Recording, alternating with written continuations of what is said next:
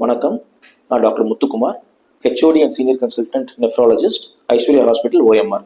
நம்ம இன்னைக்கு கிட்னியை எப்படி நல்லபடியாக பாதுகாத்துக்கலாம் அப்படிங்கிறத பற்றி ஒரு 2-3 டிப்ஸ் பார்க்க போகிறோம்.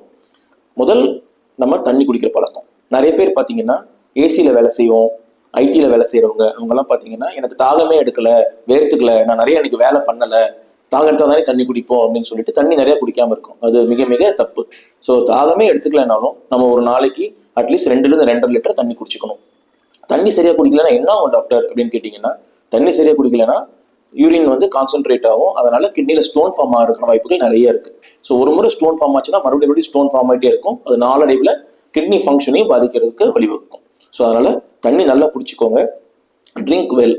அதுக்காக நிறைய ஏரேட்டட் ட்ரிங்க்ஸ், அந்த மாதிரி கார்பனேட்டட் ட்ரிங்க்ஸ் குடிக்க வேண்டாம். தண்ணி தான் பெஸ்ட். ஸோ கண்டிப்பா தண்ணி நல்லா குடிச்சுக்கோங்க.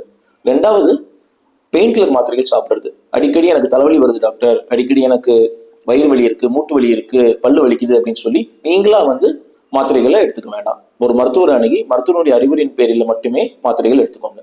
மூணாவது, சுகர் பிரஷர் இருக்கவங்க இப்பெல்லாம் ரொம்ப யங் ஏஜ்லயே சுகரும் ப்ரெஷரும் வந்துகிட்டு இருக்கு. 25-30 வயசுலலாம் ப்ரெஷரும் சுகரும் இருக்கவங்கள பார்த்துக்கிட்டு இருக்கோம். ஸோ சுகரும் ப்ரெஷரும் இருக்கவங்க நல்லா அடிக்குவேட்டா மருந்து சாப்பிட்டு கரெக்டா சுகரையும் ப்ரெஷரையும் கட்டுப்பாடுல வச்சுக்கோங்க.